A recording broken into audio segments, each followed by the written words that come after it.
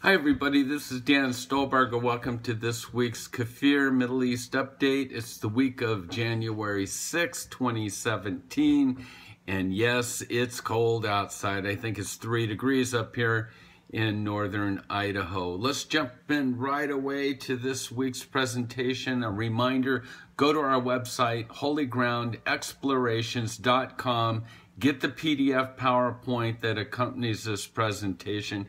You'll want to see the first picture that I can't show you on the YouTube. It's a picture of the White House, and guess what's in front of the White House? Check it out for yourself. Oh my, is that a moving van? No comment.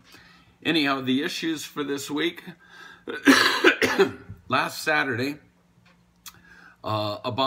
Mahmoud Abbas, called upon the international community to officially collectively recognize the state of Palestine in 2017. So brace yourself, this is only beginning. We've done this Obama watch over the last couple months, warning that he's not finished yet, and we better be careful. Netanyahu is. He's made the statement that this conference in France on January 15th, he's very concerned about it. He warned last Tuesday because what he is anticipating is a potential of, at this Paris conference, that it could produce a document that could then be brought to the Security Council, the UN Security Council, for an immediate vote. And we already know that the U.S. has walked away from our past in terms of our support of Israel, no longer vetoing, but what did we do? Abstain. And so this is truly a concern and a fear for Israel. Let's keep a watchful eye out for that.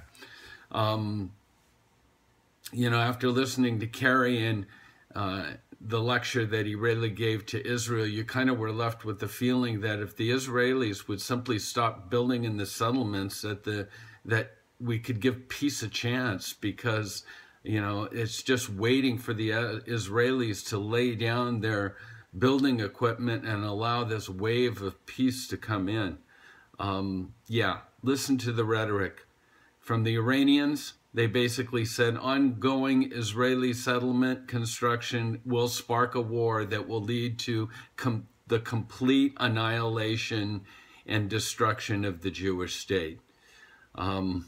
It goes on and on. We're going to find later the threat from the Palestinians to Trump. But let's start with a piece of good news.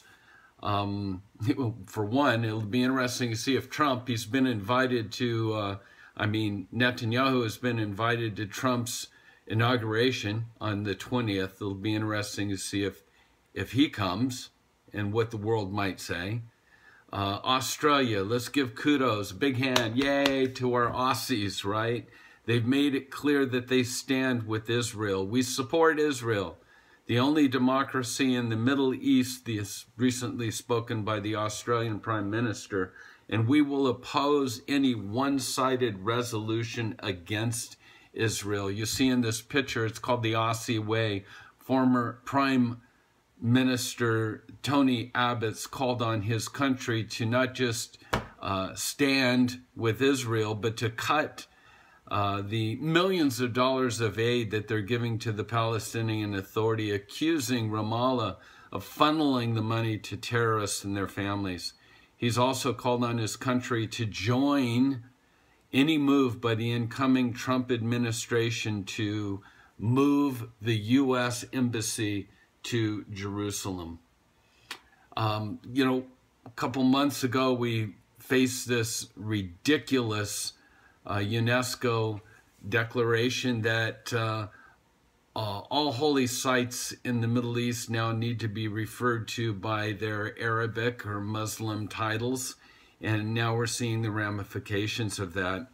Last week there was a Israeli archaeologist that had a group, and he was taking them around, and he used the words Temple Mount. Said, "Welcome to the Temple Mount." Upon hearing this, WAF officials hauled him in front of the Israeli police, and they told him that he could not use the word Temple Mount. He had to use the words Haram al-Sharif during this historical site, or tour of the site.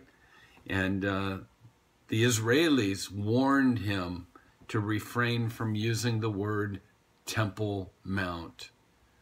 This is another of many reasons why Holy Ground no longer takes the time or effort to take people up to, and I'll say it, the Temple Mount. Well, here's something alarming. Hitler's Mein Kampf has been reprinted. It's becoming a surprise bestseller for its 6th print run. About 85,000 copies of this new annotated version of the Nazis' leaders' anti-Semitic manifesto has flown off the shelves since it was last released in January.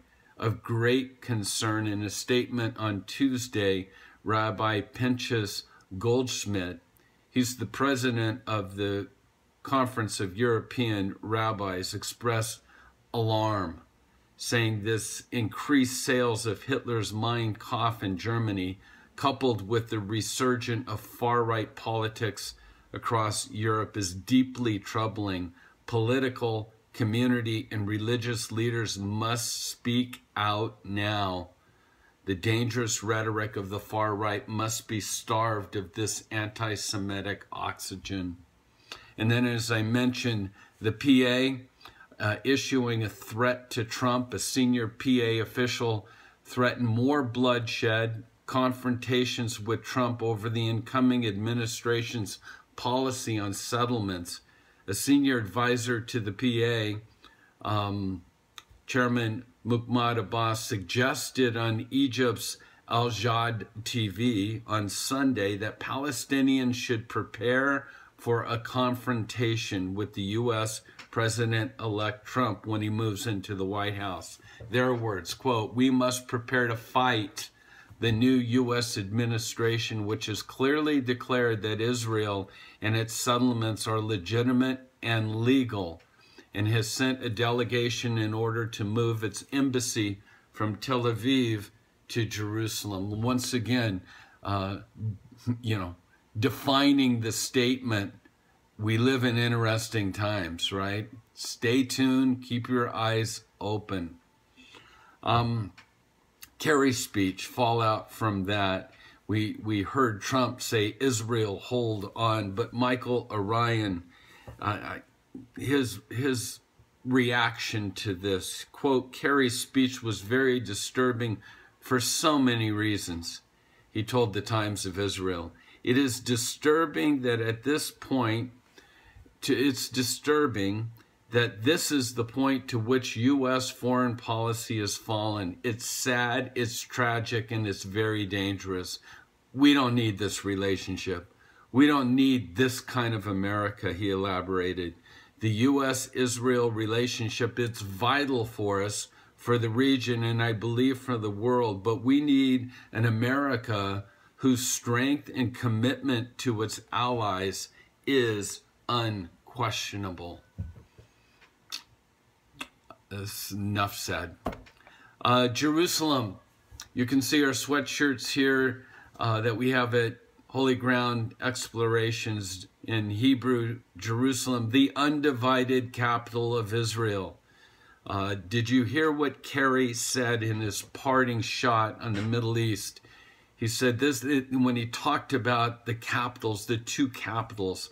This may well be the first time that the United States, at least in such a highly visible public forum rather than in negotiating rooms, has talked about Jerusalem as the capital of two states. That suggests that something's underfoot. And the Trump administration is going to land on their front porch. We'll have to wait to see what happens, but please, no. Crosshairs, Jerusalem. It is the center of the battle that's coming. And Jerusalem is the undivided capital of the state the nation, country of Israel. 3 senators just came out, Cruz and Rubio and Heller. Their words: it's time for Congress and President-elect to eliminate the loophole that has allowed presidents in both parties to ignore U.S. law and delay our embassy's rightful relocation to Jerusalem for over 2 decades. It's time to move it. Our friends in Israel don't really believe this will happen. We're going to have to just simply wait and see. But I do not put it past this incoming president. And then, as I mentioned, the importance of getting our PDF PowerPoint. You can see pictures. This is from Palestinian Media Watch.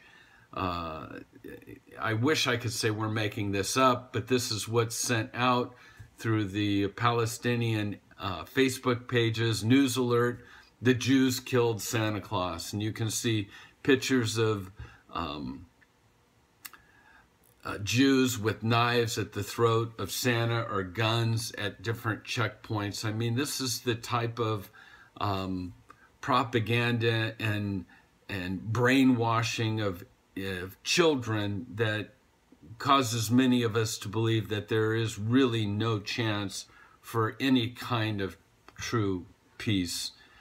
Pictures here of Fatah's anniversary, celebrating what? Terrorists. They continue to push for the total elimination of Israel. Nothing about 2 states for 2 countries living in peace. No, it's for the total elimination of Israel.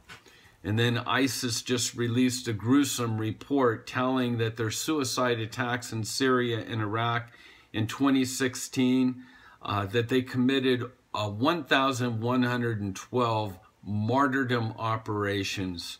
And it's just the beginning, as they go on to say. So that's our report for the week. I should end with one last quotable. This is from Mike Huckabee. He said, Israel does not occupy. They're not the occupiers. Israel's not occupying East Jerusalem. Israel owns Jerusalem. The Assyrians, the Babylonians, the Greeks, the Romans, the Medes, the Persians, the Turks, the British, and whatever a Palestinian is, they're the occupiers. Think about it. With that, shalom. God bless you all until next week. And remember, pray for the peace of Jerusalem.